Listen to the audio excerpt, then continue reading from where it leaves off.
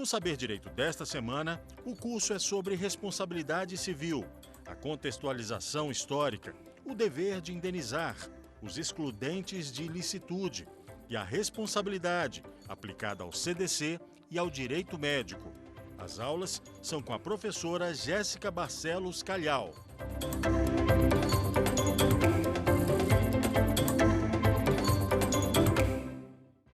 Olá, meu nome é Jéssica Barcelos Calhau, nós estamos tendo aula sobre responsabilidade civil. Hoje nós teremos a terceira aula sobre excludentes de responsabilidade civil. Nas aulas anteriores, nós vimos sobre as teorias aplicáveis, a origem da responsabilidade civil e, igualmente, vimos quem são os responsáveis pela responsabilidade. Hoje nós vamos ver em quais casos não haverá responsabilidade civil, mesmo com a existência do dano. Esses casos são muito conhecidos no direito brasileiro. São a legítima defesa, o exercício regular de um direito e a retirada de um risco iminente. O artigo 188 do Código Civil fala sobre o tema. Vamos ler. Não constituem atos ilícitos os praticados em legítima defesa ou no exercício regular de um direito reconhecido. Inciso 2. A deteriorização ou destruição de coisa alheia ou lesão à pessoa a fim de remover um perigo iminente. O primeiro ponto que nós vamos falar hoje é sobre a legítima defesa. A legítima defesa requer que, ao sofrer um dano, você responda somente com o necessário para impedir a agressão. Um exemplo muito clássico é, ao sofrer uma agressão física, você só poderá agir de forma a retirar aquela agressão. Você poderá empurrar a pessoa, você poderá sair correndo dessa agressão, mas você não poderá dar facadas nessa pessoa. A legítima defesa requer que você utilize de meios necessários para que a agressão seja impedida. Quando você faz atos mais do que o necessário para impedir a agressão, a gente vai sair da subjetividade da legítima defesa. Nós vamos entrar em searas de responsabilidade civil. A legítima defesa, ela pode ser injusta, atual ou iminente. Quando eu vou me defender num caso de legítima defesa, aquele risco tem que estar acontecendo naquele momento. Eu tenho que impedir a agressão naquele momento. Caso eu sofra uma agressão e momentos depois eu organize meios de me proteger ou de que aquela agressão tenha uma resposta, nós estaremos falando de uma vingança e não da legítima defesa. Os campos da responsabilidade civil em excludente sempre terão que ser analisados os casos concretos, porque apesar de praticarmos as teorias, de entendermos como são os conceitos, somente com um caso concreto que nós veremos se de fato houve legítima defesa, se de fato disparar uma arma de fogo foi exagero ou o necessário para aquela agressão. Somente com um caso concreto nós conseguiremos perceber como aquela pessoa agiu no calor da emoção, o que retira a racionalidade de muitos momentos quando pensamos na frieza fora daquela situação. A legítima defesa pode ser contra o próprio agressor, que não haverá o dever de indenizar. Quando alguém me agride e eu respondo a essa agressão de forma a impedi-la, eu não terei o dever de indenizar essa pessoa que me causou um dano. A indenização, a legítima defesa, também poderá ser contra terceiro ou seus bens.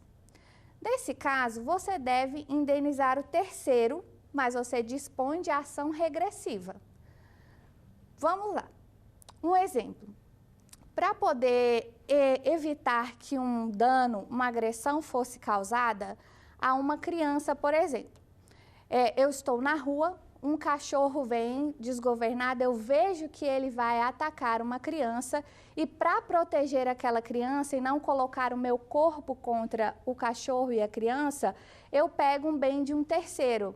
Eu pego uma mesa, uma moto, qualquer bem que esteja acessível ao meu momento para proteger, para impedir aquilo. Por mais que eu esteja em legítima terceira de uma pessoa, numa ação iminente, imediata, eu vou ter que ressarcir esse terceiro se eu provocar danos ao bem dele.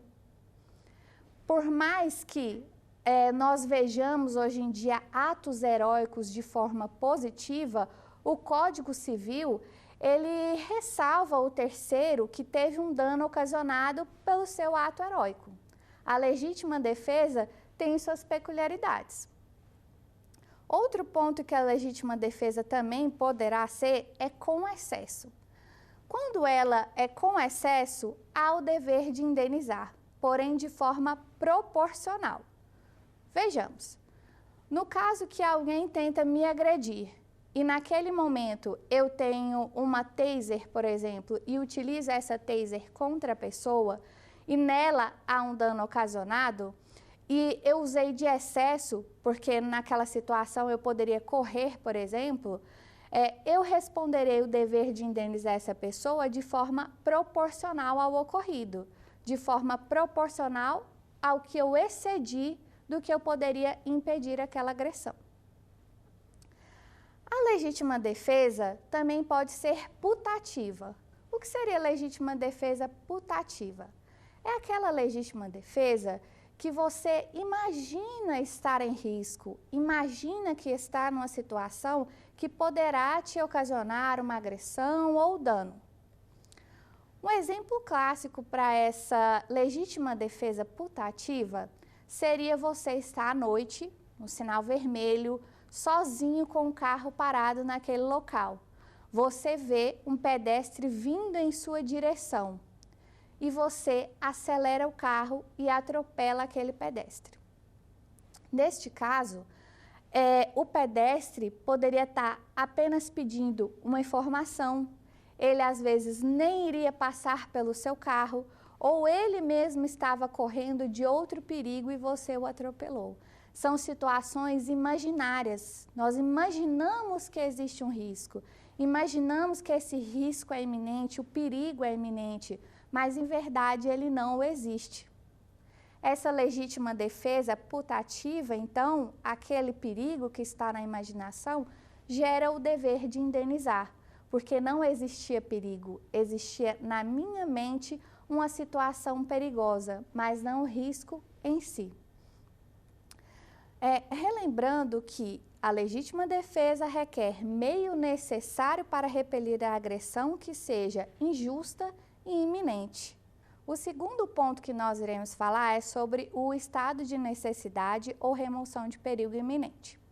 O artigo 188 do Código Civil fala no inciso 2º, a deteriorização ou destruição da coisa alheia ou lesão à pessoa a fim de remover perigo iminente. Parágrafo único. No caso do inciso 2, o ato será legítimo somente quando as circunstâncias o tornarem absolutamente necessários, não excedendo os limites do indispensável para a remoção do perigo. O que seria estado de necessidade ou remoção de perigo? Parece uma questão muito subjetiva, mas vamos dar um exemplo. No caso de um pedestre estar passando pela rua, ver uma casa em chamas e escuta os gritos de uma criança ali dentro e ele arromba a porta da casa, causando um dano a um bem móvel, e ele salva a criança, ele removeu um risco iminente e ele usou do estado de necessidade. Era necessário que alguém intervisse para salvar a vida daquela criança. É um ato heróico também. Neste caso, nós estamos vendo que o risco ele tem que ser iminente. Não se pode tomar outra atitude a não ser a salvar a criança. Eu preciso tomar uma atitude. Independentemente do dano que eu causei à casa, eu salvei a criança. Então, eu utilizei dos meios necessários para salvar aquela criança. No estado de necessidade ou remoção, nós vemos aqui no parágrafo único que as circunstâncias tornaram absolutamente necessário aquele ato. Um incêndio, como aquela criança iria sair daquela casa se o pedestre não teria arrombado a casa? É absolutamente necessário aquele ato. Dentro disso, nós vemos no Código Civil, no artigo 929, outras questões que vão infringir aí no risco iminente. O artigo assim fala: se a pessoa lesada ou o dono da coisa, no caso do inciso 2º do artigo 188, não forem culpados do perigo, assistir-lhes-á direito à indenização do prejuízo que sofreram. Vamos lá. No caso do incêndio, quem provocou o incêndio não foi o dono da casa. Quem provocou o incêndio foi um terceiro. Quando eu, pedestre, arrombo a casa para salvar aquela criança e causo um dano à casa, mas salvo a criança, eu tenho que ressarcir o dono da casa pelo dano do arrombamento. Sim. O nosso Código Civil prevê que os atos heróicos requerem indenização a depender de quem foi o causador daquela circunstância que era absolutamente necessária a intervenção de alguém. Caso o incêndio tenha sido provocado por um terceiro e o pedestre arrombou a casa, o pedestre, o herói, deverá indenizar o dono da casa pelo dano ocasionado. Mas, se o dano for ocasionado pelo dono da casa, do bem, da coisa, não haverá o dever de indenizar. Como assim? Se o incêndio foi provocado pelo dono da casa, ao arrombar a casa e salvar a criança, não haverá necessidade de reparar o ato heróico por mim praticado. No Código Civil, nós vemos no artigo 939 também a continuação dessas colocações. No caso do inciso 2º do artigo 188, se o perigo ocorrer por culpa de terceiro, contra este terá o autor do dano ação regressiva para ver a importância que tiver ressarcido ao lesado. Nesse exemplo que eu dei, no caso do incêndio, se um terceiro foi o culpado pelo incêndio, eu vou ressarcir o dono da casa pelo ato do arrombamento e eu terei direito de ação regressiva contra o terceiro que provocou o incêndio. Nós já vimos anteriormente o que se trata a ação regressiva. São os casos em que, ao apontar um responsável pela indenização, pela reparação, este responsável não era o absoluto sobre aquele ato. Ele é o responsável de uma forma mais clara para aquele que teve o dano provocado. Eu tive minha casa arrombada, eu sei que foi o pedestre. Eu vou atrás do pedestre para ele poder me indenizar pelo dano. O herói que arrombou a casa irá contra o terceiro que foi o culpado por aquele incêndio. Isso se chama ação regressiva. Nós também vemos que o estado de necessidade pode ser defensivo. O estado de necessidade defensivo pode ser para preservar, você sacrifica o bem que está causando o perigo. Também existe o estado de necessidade agressivo. Para preservar, você sacrifica o bem de terceiro. É o caso do cachorro que veio atacar a criança. Eu utilizo o bem de um terceiro para que aquele dano, aquela agressão, seja interrompida. É o estado de necessidade agressivo. Também, para excludente da responsabilidade civil, existe o estrito cumprimento do dever legal, ou o exercício regular de direito. Ele está previsto no artigo 188 do Código Civil. Não constituem atos ilícitos os praticados em legítima defesa ou no exercício regular de um direito reconhecido. O estrito cumprimento do dever legal está mais ligado aos funcionários públicos. Nessa questão, é como se o funcionário público ele tem deveres para poder seguir com o público em geral. Ao exercer esses deveres, ele está agindo de acordo com o que a lei previu, o que a lei determinou para ele. ele está agindo no estrito cumprimento do dever legal. Nesses casos, nós vemos, por exemplo, a infraero. No aeroporto, se um servidor está determinando que uma pessoa passe pelo raio-x, mas ela se sente lesada, não quer passar pelo raio-x, não há dever de indenizar, porque todas as pessoas têm que passar pelo raio-x. Ele está determinando o exercício do estrito, cumprindo o estrito dever legal, o dever que é imposto a ele ao impor ao terceiro. Todos no aeroporto devem passar pelo raio-x. Não há porquê, ao obrigar alguém a passar pelo raio-x, haver o dever de indenizar. O dever de indenizar também pode ser visto no caso do policial ou oficial de justiça que vai cumprir um mandado. Se eu estou cumprindo um mandado no estrito dever legal, aquilo que me foi imposto pela lei a ser cumprido, não haverá o dever de indenizar. Muitas pessoas utilizam isso contra os servidores, naquele intuito de falar que elas foram constrangidas pelo aquele ato que foi determinado. Mas se, ao exercer o estrito cumprimento do dever legal, não houver este dano, essa agressão à personalidade, não haverá o dever de indenizar. Lembrando, tudo que nós falamos sobre responsabilidade civil, nós temos que ter a ótica do princípio da razoabilidade. Nem todos os atos haverá necessidade de indenizar.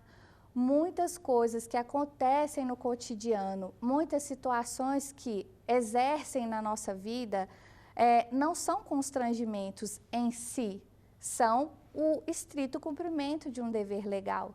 Se alguém te aborda para poder passar no raio-x, não há constrangimento nisso se todos devem passar por aquele procedimento de segurança para o aeroporto.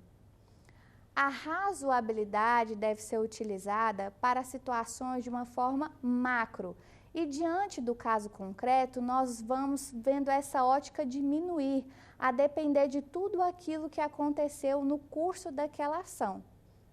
Se o agente do aeroporto determina que você passe pelo raio-x e você não passa, isso por si só não gera o dever de indenizar.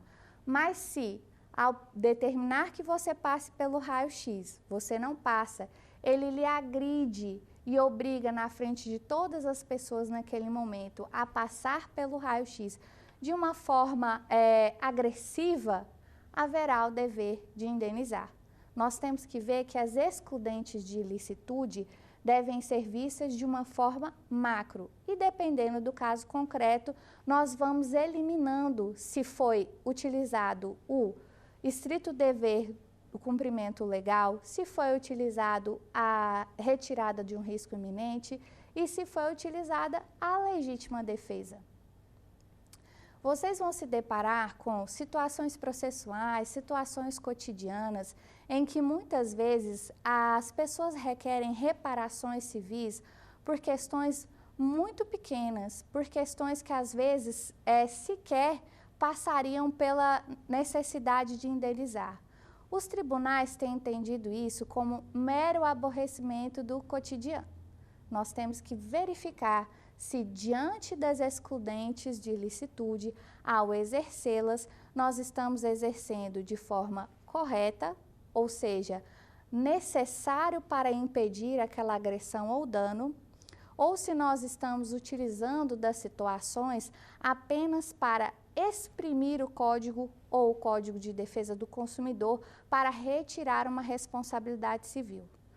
Muita atenção às peculiaridades do caso concreto. Somente com análise muito minuciosa você verá se há responsabilidade civil ou mesmo se o seu cliente possui uma excludente de responsabilidade civil.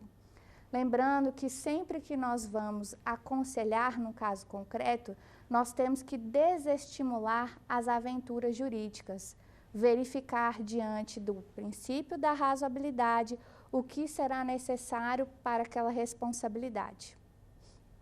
Nós também veremos como excludente do nexo de causalidade. O excludente do nexo de causalidade seria o caso fortuito e a força maior. Primeiramente, nós vimos os excludentes de ilicitude, legítima defesa, exercício regular de um direito, estado de necessidade ou remoção de perigo iminente. Agora nós veremos os excludentes da causalidade. A causalidade é tudo aquilo que encontra o dano e a conduta. Sem o nexo de causalidade, eu não vou ter o dever de indenizar. Neste caso, nós vamos analisar primeiramente o caso fortuito e a força maior. Na força maior, nós temos um evento inevitável, imprevisível. Toda vez que eu falo de caso fortuito e força maior, é algo que não se poderia prever, é algo que foi inevitável, surgiu do nada. Não havia possibilidade de eu ter outra atitude. Algo aconteceu de forma iminente, como a pandemia que nós estamos vivendo. Para muitas situações contratuais, consumeristas, trabalhistas, nós temos o caso fortuito e força maior. Não existia como prever que uma pandemia seria desta forma, que chegaria ao Brasil de forma tão rápida. Há coisas que saem da seara do cotidiano, há coisas que saem da previsibilidade. O caso fortuito também é marcado pela imprevisibilidade. A força maior é tudo que é inevitável, é aquilo que sai da seara do que eu poderia prever. Um exemplo disso seria um sequestro relâmpago. Eu não tenho como prever que o sequestro iria acontecer. É algo que foge da minha previsibilidade. É um caso fortuito ou força maior. Esses conceitos dentro da jurisprudência ainda são muito turvos. Os tribunais, o STJ, não têm uma classificação específica para o que seria força maior ou caso fortuito. De forma genérica, todos utilizam aquilo que é imprevisível, aquilo que é um risco iminente, aquilo que eu não poderia evitar. Muitas vezes também são casos sobre a natureza. Um terremoto, por mais que seja previsível que aconteça em determinado período, ele é inevitável e essa previsibilidade também é muito falha. Tudo que foge das situações cotidianas podem ser entendidos como caso fortuito ou força maior. Dentro desse ponto, nós temos que entender o que seria fortuito interno e fortuito externo. O fortuito interno é aquele que acontece na elaboração de um produto, por exemplo. Um banco, quando ele determina que haja transações comerciais de forma eletrônica e aquela transação não acontece de forma segura, aquele é um fortuito interno. É aquilo que é de responsabilidade daquela pessoa. É uma coisa que poderia ser previsível. Nós também temos o fortuito externo.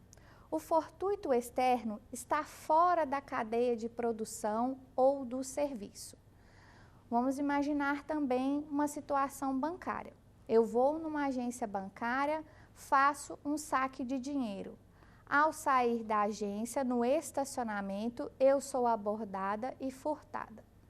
Isso é um fortuito externo, ele foge do produto, serviço ofertado.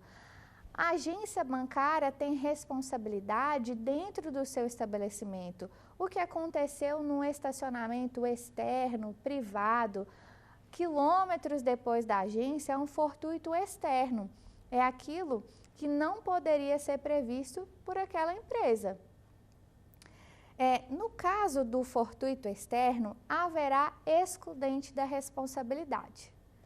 Vamos ver a diferença. No fortuito externo, eu vou ter a excludente de responsabilidade. No interno, como é um problema ao elaborar o produto, ao elaborar o serviço, não haverá excludente de responsabilidade. Isso entra na teoria que nós vimos anteriormente, a teoria do risco da atividade. O fortuito interno é muito utilizado dentro das relações consumeristas. O fortuito externo é o que a empresa, o fornecedor do serviço, pode demonstrar que ocorreu. Ao exemplo da agência bancária. Você fez um saque dentro da agência, mas você foi furtado quilômetros depois da agência. Esse é um fortuito externo. Ele retira o nexo de causalidade. Não haverá dever de responsabilidade. Nós estamos falando sobre a retirada do nexo de causalidade. Excludente de licitude foi o primeiro ponto. Agora nós temos que observar sempre o nexo de causalidade. Estamos falando de excludente de responsabilidade civil no tópico excludente de causalidade. Observar conduta, dano. Se não há vínculo entre essa conduta e dano do agente que você está imputando, não haverá o dever de indenizar. Conduta, um criminoso me furtou. O furto é o dano, perdi meu dinheiro.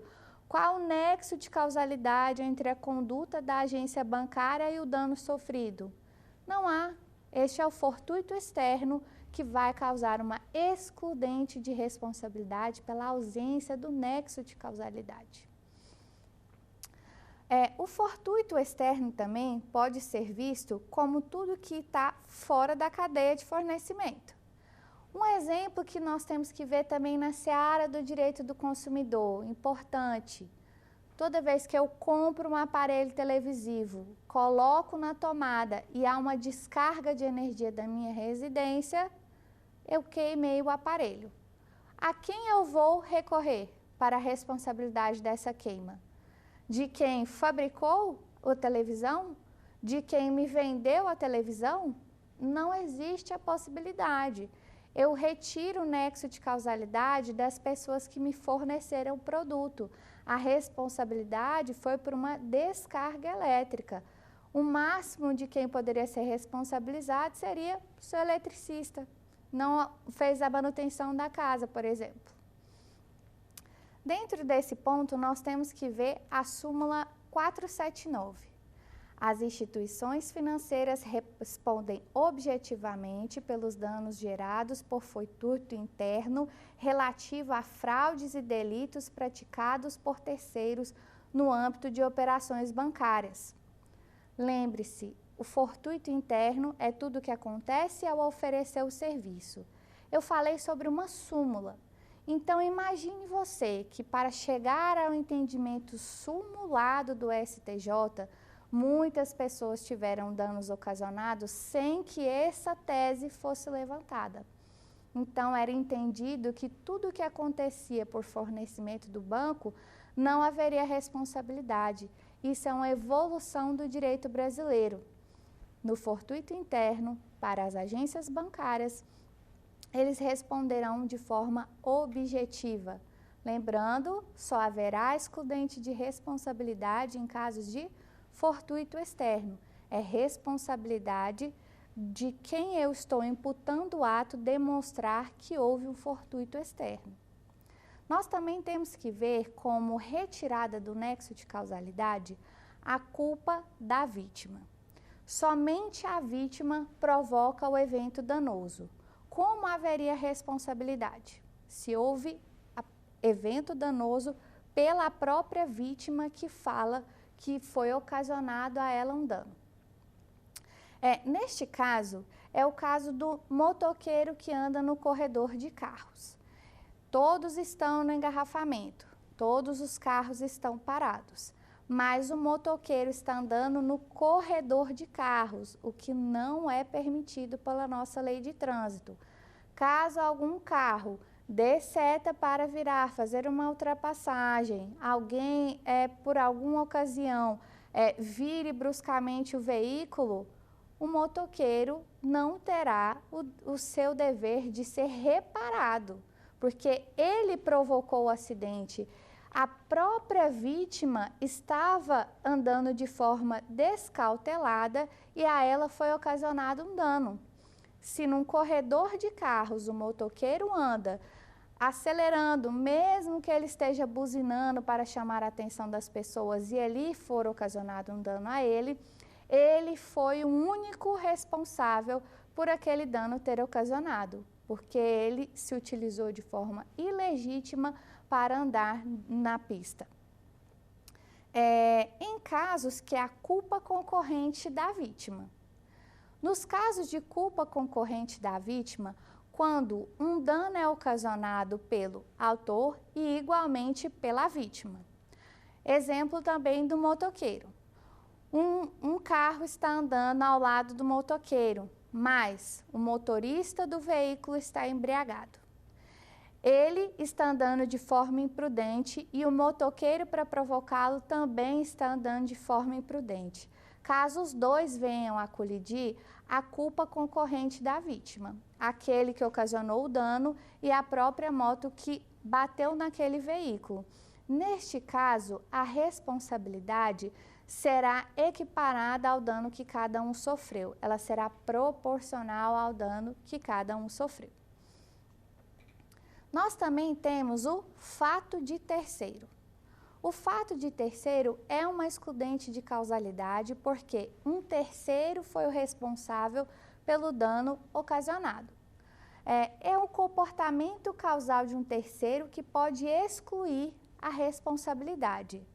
É qualquer pessoa além da vítima.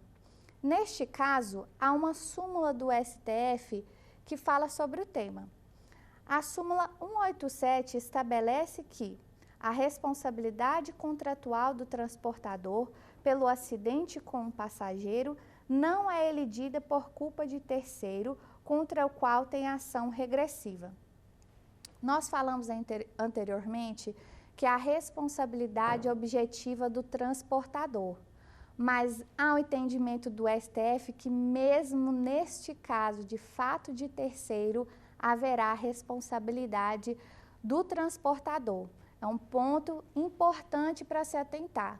Sempre se atentar às súmulas. São aquele entendimento que foi desenvolvido ao longo do período, por mais que os doutrinadores entendam, coloquem situações, é na prática jurídica que as teses são desenvolvidas. Quando há fato de terceiro, um terceiro que não tem ligação com a vítima e aquele que supostamente é autor do dano, haverá excludente de ilicitude, menos no caso do transportador, como a súmula aqui afirma. Por fim, nós temos que falar sobre a cláusula de não indenizar. A cláusula de não indenizar, ela está abarcada dentro da relação de responsabilidade contratual.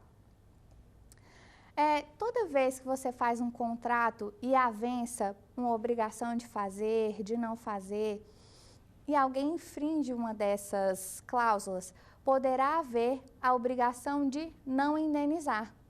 Por mais que a atitude de fazer ou não fazer seja realizada, eu não terei o dever de indenizar. Essa cláusula, por óbvio, não será aplicada às situações consumeristas. A cláusula de não indenizar, ela é possível em alguns casos. Ela é possível no caso de ordem pública, princípios gerais de intensa repercussão social, igualmente no dolo e culpa grave, assegurar a impunidade de danos não será possível. Toda vez que eu tenho dolo ou culpa grave, nós vamos retirar o nexo de causalidade. A cláusula de não indenizar é aplicável a casos contratuais, mas mesmo nesses casos contratuais haverá limites. Os limites ocorrerão quando houver questões de ordem pública, aquilo que há uma comoção, uma repercussão social muito grande. Tudo que é convencionado no contrato pode ser mitigado e essa mitigação está dentro desses limites. Também haverá em casos de dolo ou culpa grave, porque caso haja uma relação contratual, cláusula de não indenizar, mas mesmo assim a pessoa age com dolo ou culpa, de forma muito grave, eu poderia assegurar uma impunidade, o que não é o que se busca no direito brasileiro. A necessidade de buscar a boa-fé nos contratos, boa-fé objetiva na relação processual, boa-fé nas relações de modo geral. Então, se eu firmo um contrato, neste contrato existe uma cláusula de excludente de responsabilidade, de não indenizar. Mas, ao descumprir o contrato, eu descumpro com dolo, de forma iminente, de forma que eu vou agravar a situação de outro, causando um dano pensado, essa cláusula terá limites para a sua atuação. Muitas vezes a cláusula pode ser mitigada por completo, pois num contrato se busca a boa-fé objetiva. Por mais que eu avance uma cláusula de não indenizar, mas agir de forma contrária aos princípios gerais do contrato, haverá necessidade de responsabilizar. Então, nós temos que pensar que esta cláusula de não indenizar, ela é de uma forma geral prevista nos contratos que exerce-se a boa-fé. A partir do momento que não se vê mais a boa-fé e se está vendo uma impunidade de forma geral, essa cláusula será mitigada. Também nós veremos que ela será mitigada em casos de afastar ou transferir obrigações essenciais do contratante. Um exemplo, existe a possibilidade de se alugar cofres dentro de um banco. Não seria uma relação consumerista, mas um contrato de locação, por mais que estejamos falando de uma instituição bancária. Eu contrato este cofre, viajo, deixo meu dinheiro, bens e joias lá. Quando retorno, o banco afirma que aquela quantia sumiu, aquelas joias, aqueles bens sumiram. E no contrato de locação existe uma cláusula de não indenizar. Ora, haveria responsabilidade ou não? Nós temos que ver que nesse caso é uma obrigação essencial do contrato eu locar um espaço e haver segurança dos bens que ali eu deixei alocados. A partir do momento que eu loco um cofre para guardar quantias e bens, volto de viagem, a quantia e bens não está mais alocada lá, haverá responsabilidade, mesmo que no contrato exista uma cláusula de não indenizar. A cláusula de não indenizar, ela é utilizada, como eu falei, com princípios de uma boa-fé geral. Você fazer um contrato de locação que tem um fim específico para aquele contrato, mas você não obedece e quer utilizar essa cláusula, você está infringindo a boa-fé contratual. Dentro das relações contratuais, nós temos que ver os princípios de forma geral. Nessas relações contratuais entre particular a particular, pessoa jurídica e particular, sempre há necessidade de se ver o objetivo do contrato, os princípios aos quais ele se submete e o resultado do dano ocasionado. Como exemplo, essa locação do cofre, não se poderia permitir que a cláusula de não indenizar continuasse, haja vista que o fim daquele contrato era o meu retorno de viagem e os bens ainda estarem naquele local.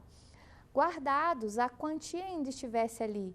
Por mais que exista a cláusula, ela poderá ser mitigada. Quais são os casos que essa cláusula não será aplicada? A cláusula de não indenizar não pode ser aplicada em relações consumeristas. No Código de Defesa do Consumidor, há necessidade de proteção da parte mais vulnerável. Não se pode ter nas relações consumeristas uma cláusula de não indenizar. O dano ocasionado ao vulnerável deve ser reparado. Essa cláusula também não será possível em contratos de transporte. Nós vimos anteriormente que o contrato de transporte pode ser tácito ou pode ser um contrato firmado entre as partes. No contrato de transporte, previsto no Código Civil, ele não exime a responsabilidade do transportador, nem por fato de terceiro, como vimos anteriormente pela súmula. No contrato de transporte, então, mesmo que ao fazer um contrato escrito, que não há o dever de indenizar em caso de perca de bagagem ou de dano à pessoa, essa cláusula ela é abusiva, ela sequer poderia estar naquele contrato, pois essa cláusula de não indenizar não pode estar prevista em contratos de transporte. Igualmente, essa cláusula não pode estar prevista em contratos de adesão. Contratos de adesão são todos aqueles que as cláusulas são fixas, utilizadas para atingir um grande número de clientes. O contrato de adesão é muito visto em questões de telefonia, internet, contratos bancários. Você não avança com a empresa cláusulas que você gostaria de retirar ou não. É um contrato padrão, contrato de adesão. Se você quiser ter aquele produto daquela empresa, você tem que assinar o contrato como está. Não existe a possibilidade de você verificar se aquilo não se aplica a você não entendeu aquilo, gostaria de retirar. O contrato de adesão é este. Nos contratos de adesão, não se pode ter cláusula de não indenizar. Por quê? Nos contratos de adesão, você já está limitando o seu direito. Se você limitar o seu dever de indenizar, essa cláusula é nula. A cláusula não é aplicável aos contratos de adesão, porque os contratos de adesão já são limitados. Toda vez que é ocasionado um dano a uma pessoa que adere a um contrato, ele deverá ser reparado. Principalmente porque os contratos de adesão quase que exclusivamente são utilizados em relações de consumo. Nós já vimos que as relações de consumo são vistas de forma com a responsabilidade objetiva, aquela que não há necessidade de comprovação da culpa. Então, nos contratos de cláusula de não indenizar, não poderão ser aplicados a transporte, contratos consumeristas e contratos de adesão. Hoje, em resumo, nós vimos na nossa aula todas as excludentes de licitude. As excludentes de licitude, então, são legítima defesa, risco iminente, exercício regular de um direito ou agir no estrito dever de um cumprimento legal. A retirada do nexo de causalidade será tudo aquilo que, ao ver que existe uma conduta e um dano, eu não consigo auferir o nexo de causalidade daquele autor que eu estou imputando. Este autor não será responsabilizado pela ausência do nexo de causalidade. O nexo de causalidade não será visto em caso fortuito e força maior, um dos mais comuns de serem utilizados em questões de acidentes, quando foi ocasionado por tempestades, terremotos, maremotos, aquilo que era imprevisível, um risco que não poderia ser retirado. Nós também vemos que, no caso fortuito e a força maior, poderá ser em situações que jamais se poderia verificar o dano se fosse ocasionado de outra forma. Esse caso fortuito e força maior é um dano ocasionado em situações que fogem da previsibilidade, um risco iminente e imprevisível. Nós também veremos isso no fato de terceiro. Não haverá anexo de causalidade se por culpa de um terceiro o dano foi ocasionado. Este fato de terceiro não é aplicado às relações de transportador.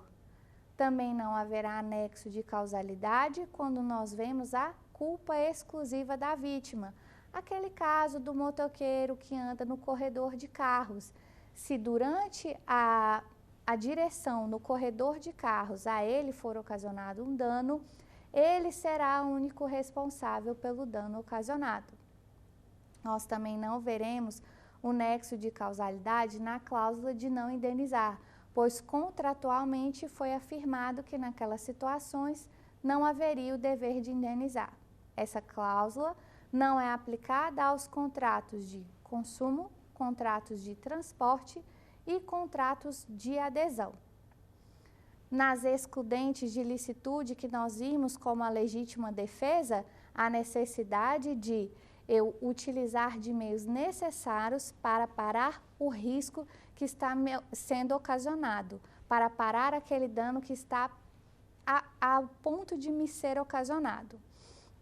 Nós também vemos o estrito dever do cumprimento legal, no caso da infraero, quando um agente aeroportuário determina que todos passem pelo raio-x, ao determinar isso para alguém, não haverá o dever de indenizar, pois está agindo no estrito cumprimento do dever legal. E o estado de necessidade é tudo aquilo que eu preciso agir, absolutamente necessário que eu haja para que o risco, que o dano seja interrompido ou não seja ocasionado. Para fixar o nosso conteúdo, vamos para as perguntas de hoje. Considera-se fortuito interno a hipótese de exclusão da responsabilidade subjetiva. B. Conduta ilícita do consumidor passível de responsabilização. Letra C. Fato ligado aos riscos da atividade desenvolvida pelo fornecedor. E letra D. A expressão da vontade internalizada na mente de um contratante. Dentro dessas opções, pelo que nós vimos na aula de hoje, qual seria a considerada correta? Vamos ler ponto a ponto para entender melhor qual seria a correta. A letra A afirma que o caso fortuito interno é a hipótese de exclusão da responsabilidade subjetiva. Nós vimos que o fortuito interno é aquilo provocado durante a concessão de um serviço ou elaboração de um produto. Nós estamos falando de fornecedores. No caso do direito do consumidor, nós não iremos falar de responsabilidade subjetiva, mas a objetiva. O fortuito interno não exclui a responsabilidade. Na verdade, é a responsabilidade objetiva pelo risco da atividade econômica.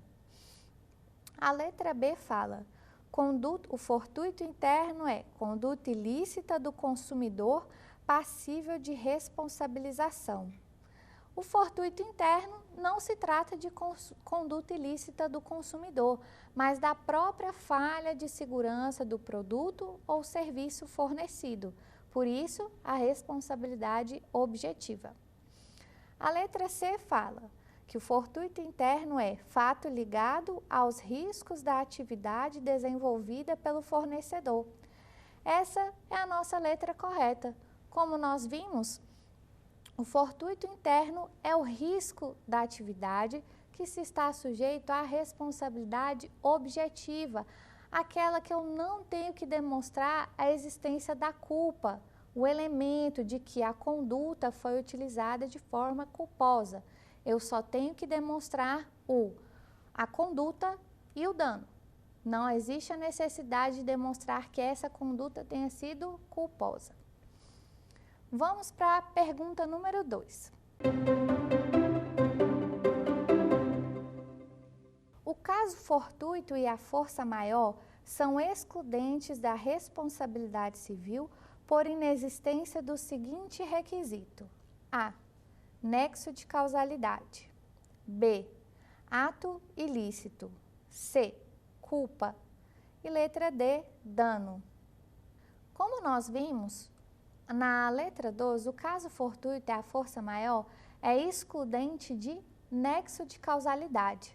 Por mais que eu demonstre que existe a conduta e o dano, o nexo de causalidade foi interrompido, porque algo aconteceu de forma imprevisível. Aconteceu com força maior, caso fortuito, não se poderia prever, então aquela atitude não pode ser responsabilizada. Na letra 2, a resposta certa é a A. Vamos então para a terceira questão. Quando a responsabilidade dos donos ou detentores pelos danos causados por animais soltos, assinale a alternativa correta. Letra A. Trata-se de responsabilidade objetiva sem direito a excludente de responsabilidade. B. A responsabilidade presumida é absoluta quando tratar-se de animal solto. Letra C. Admite-se a invocação de excludente de responsabilidade por força maior. Letra D. Responde pelo simples fato de pôr em risco a integridade de terceiros. A responsabilidade dos donos ou detentores de animais foi ponto da aula 2. Nós falamos sobre aqueles que são os responsáveis. Mas aqui nós temos que utilizar da nossa compreensão da aula como um todo.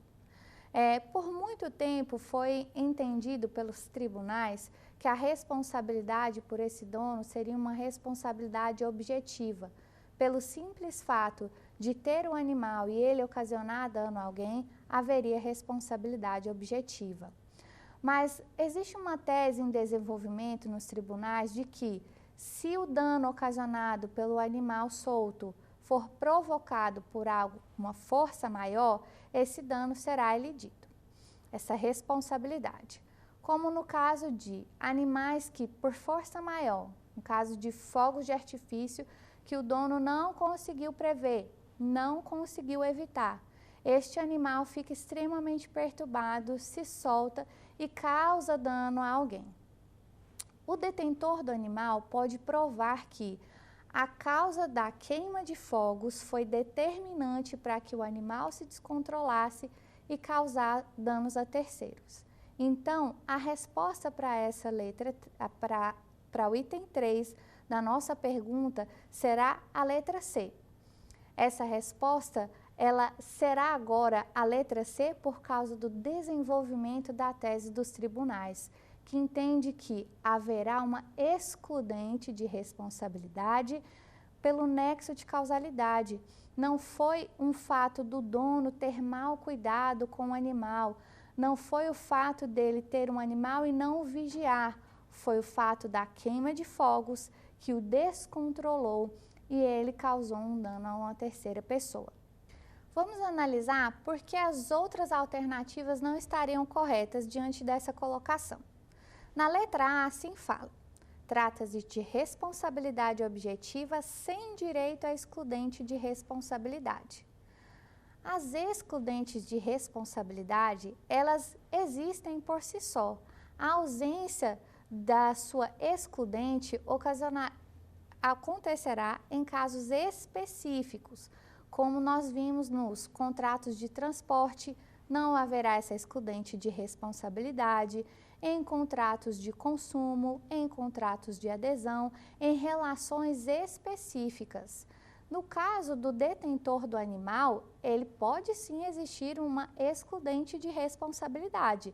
Então, a letra A, por ser limitadora, não é a correta. A letra B fala: a responsabilidade presumida é absoluta quando se tratar de animal solto. Vejamos, no caso do detentor do animal, a sua responsabilidade, como vimos anteriormente, é pela vigilância. Mas não há que se falar em responsabilidade presumida absoluta. A letra B também é limitadora, pois nós estamos falando que existe a incidência das excludentes de responsabilidade. A letra D fala: responde pelo simples fato de pôr em risco a integridade de terceiros. Como eu falei, a responsabilidade do dono ou detentor do animal, ela é a responsabilidade pela vigilância. A partir do momento que se ocasiona um dano a terceiro, há necessidade de se apurar o caso concreto. Como nós vimos, existe a excludente de responsabilidade pela força maior. Se no caso concreto eu não provo essa excludente da responsabilidade, haverá a responsabilidade do dono pela sua vigilância. Era obrigação dele vigiar o animal. O dano ocasionado pelo animal, então, é de responsabilidade do seu tutor, do seu dono, desde que, no caso concreto, eu não consiga observar essa excludente de responsabilidade. Essas foram as questões que nós tivemos hoje e as colocações. Muito obrigada pelo seu tempo. Quer dar uma sugestão de tema para os cursos do Saber Direito? Então mande um e-mail para a gente, saberdireito@stf.jus.br, ou entre em contato por WhatsApp. O número é esse que aparece na tela. Você também pode acompanhar as aulas pela internet. Acesse tvjustiça.jus.br ou nosso canal no YouTube, TV Justiça Oficial.